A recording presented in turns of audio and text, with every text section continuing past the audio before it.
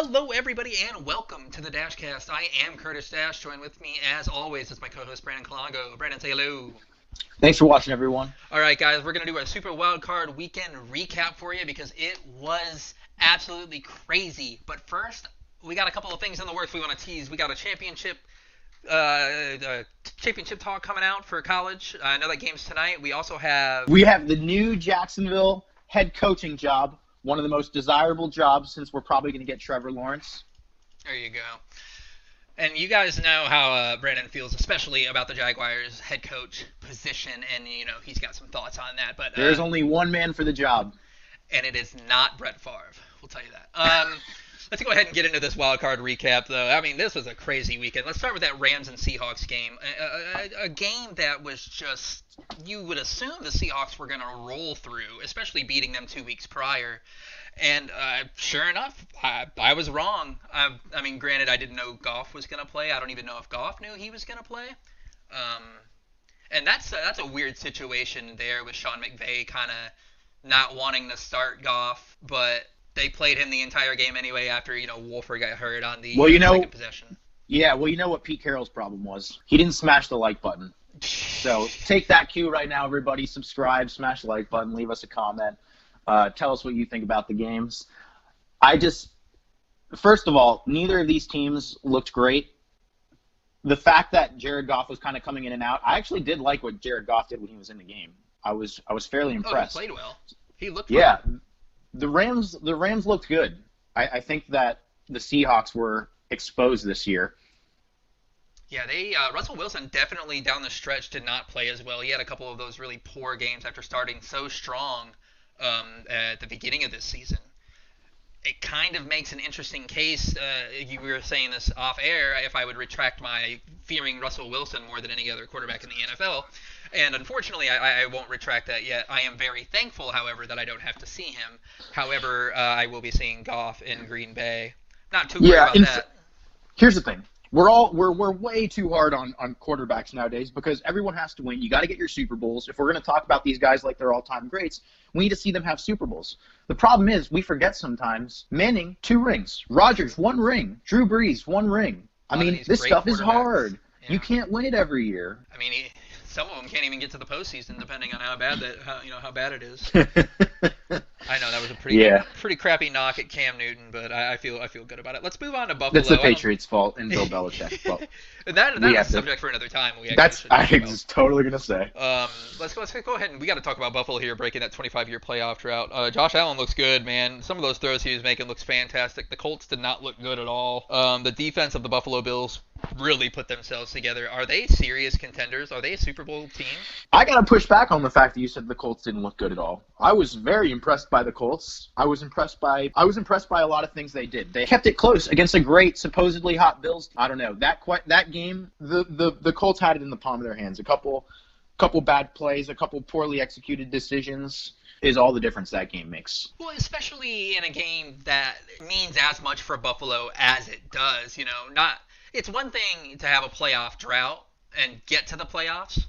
And I believe you have a really good story about Jacksonville and the Buffalo Bills, if you want to go ahead and throw that in there. Yes, I mean, congratulations to Buffalo. That's first playoff win in a very long time. 3 years ago when we played Buffalo out here in Jacksonville, all their fans kind of came out to the restaurant that I worked at. I worked at a Chart House, which is very nice upscale seafood and steakhouse. Right on the St. John's River across from the Jag Stadium. So it was hilarious because there were 2 different types of fans that were there. I had this beautiful table of 6. They were amazing. They had a great time in the restaurant. They were super polite, left a very nice tip. In fact, hooked it up, actually. It was amazing. So props to them. I'm happy for them knowing that their team won. However, on the other side of the restaurant, not that far, were the rowdiest drunk. Yeah, that's the Buffalo Bills fans. Pretty much that could have ever been there. They spilled an actual entree and a drink, made a huge mess. I mean, we were cleaning that up, and it was funny because the Bills fans at my table were apologizing for them. Yeah, I have a sour taste in my mouth from Bills fans due to that. Obviously, them coming from Buffalo to. But we know it's not all of you. For those of you Buffalo Bills fans listening, 100% true. It's not all Buffalo Bills fans. It's just You only hear The about the worst bad of the ones. worst. You never hear about the good ones. You only ever hear about the bad ones. Real quick before we move on, I want to ask you: is Phillip Rivers done in a Colts uniform? He could be, but only because these Colts fans they're nuts. Yeah, I don't know who they think is gonna. I don't know if they think Jacoby Brissett's gonna save the day or something. No, But they can't. Well, first of all, I love Jacoby Brissett, and I think that he actually could have gotten the job done with this stacked Colts team. I don't think this Jacoby was Brissett Phillip beat the Rivers' Kansas fault. City Chiefs. I don't think this was Rivers' fault at all. I believe I don't it think was it the was either, offensive and play that's calling, and I believe it was uh-huh. coaching. There was a lot of times I saw in that game where the play clock was coming down to 0 because maybe the play calls were coming in late. Phillip Rivers was always having a yell at the sideline. You could see that almost the entire game. That's just poor coaching. Let's move on to your game. The Bucks and Washington football team. Obviously, surprising no one, the Bucks rolled through this game.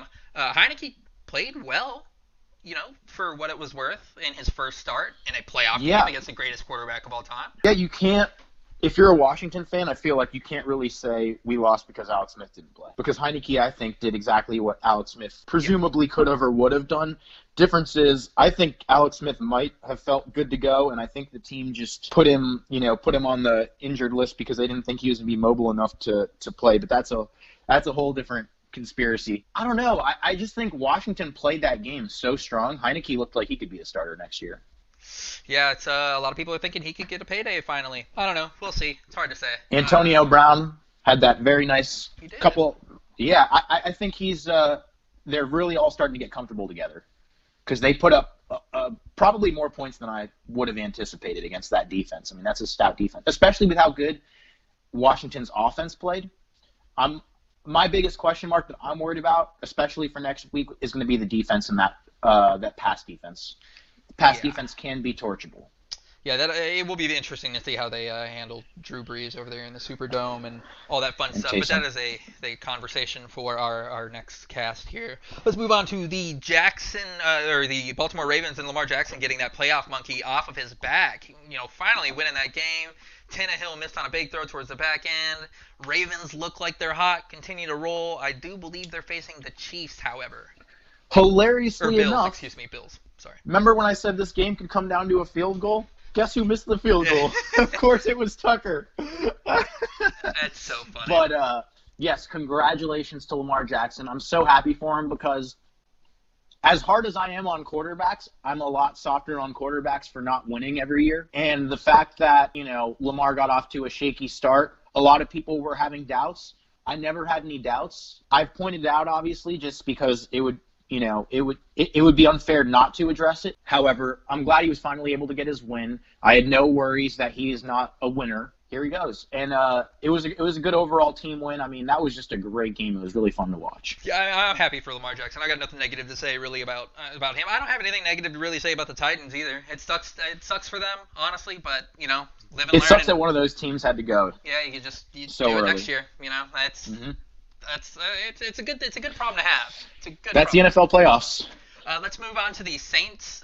Their first. This was their first playoff win in 2 years. Bad luck going over there in New Orleans a lot of the time with poor calls. We've had officials. They had the opposite problem. I saw them getting every call last night, but maybe that was just my looking as a Bucks fan. Perhaps. It looked like they got every call. I don't know if it was calls or not, but the Bears just obviously aren't a great team. I saw a stat. Oh, no. Nagy has, they have 7 quarters of playoff football under Matt Nagy, and they have a total combined point score of 18. And he was supposed to be the quarterback guru to go in there and fix Trubisky, and then he made it known that he wanted out on Trubisky and brought in Nick Foles, and obviously that went terrible, except for they beat Tom Brady. Yeah, for all the good it did them. I mean, they're out of the playoffs and they're sitting at home. They shouldn't have even been in the playoffs. But obviously my hatred of the Bears is kind of clouding my judgment a little bit. But the Saints, I'm glad they got a won Super this Bowl game. defense. The Bears. Yeah, they do. I'm glad the Saints won this game only because we get to see Saints and Bucks, and I don't have to worry about Brady until the NFC Championship if that is the case. Closing out, we got to talk about the Cleveland Browns rolling the Steelers as that Pittsburgh defense just crumbled. Kareem Hunt had 2 early TDs. Roethlisberger threw almost 70 times.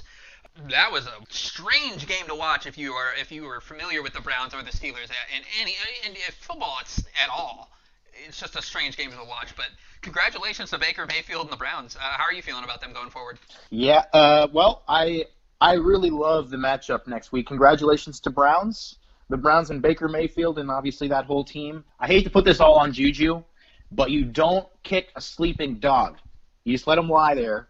And the Steelers awoke the Browns, and then when Pouncey started off that game with a touchdown, miss snap, that gave them life. And that was the ultimate worst combination that you could ever have because the Browns just turned around and buried the Steelers after Ben threw a very ill-advised pick. One of many. One of many, yes, but I can't put that game on Ben. Oh, no. I don't know if I put that entire game on Ben. No, there's no way because the way that game started, you could just tell. Literally, when I saw that first snap, I was like, I think the Browns are going to win this game. I believe I told you it reminded me of the Super Bowl between the Denver Broncos and the Seahawks a couple of years, or back in like 2013 or something like that. Yeah, great analogy. I mean, look, the Steelers, it was no surprise they limped into the playoffs, and, that's what happens. You get a first-round exit. But in fairness, the Browns played great. Yeah. I saw them take care of the football. Sometimes they have issues with fumbles. They didn't really. Their offense was firing on all cylinders. Their defense capitalized. They pulled in all the interceptions that they got the opportunities for. And they recovered the big fumble in the end zone to score that first touchdown. That momentum that was huge. Touchdown was just crazy. Because 2 points is a big difference between 7. Before we close out, I want to ask you one question, and then I'm gonna go with a stat. Is Big Ben in a Pittsburgh Steelers uniform next year, or is he going to retire? Well, if Ben retires, obviously that's totally up to him. I've never heard of any indicator from him one way or the other that he was leaning towards retirement. I fully expect to see Big Ben in a Steelers uniform next year. On that retirement thing, Big Ben has said on the record that if he can't, give the team anymore, he'll hang it up, blah, blah, blah kind of thing. But he made a deal with Pouncey, the center, obviously, saying that when both of them, they were both going to retire at the exact same time. That was kind of the thing that they had talked about themselves. They'd had their entire career. Well, both of them are free agents after this next season. So keep that in mind for everybody that's kind of interested. I think another year of Big Ben is probably likely, even though he's owed a ridiculous amount of money. And the stat I wanted to kind of end on is for anybody who is a fan of wrestling in Week 17, if you're Big Ben rested Week 17 for the 5th time. In those playoff games after he rests in Week 17, he has 13 TDs to 13 INTs and 0 Super Bowls. When the guy doesn't rest, 17 TDs to 11 INTs and 2 rings. Cleveland moves on to Kansas City. Please like, subscribe, comment, and we'll see you guys next clip.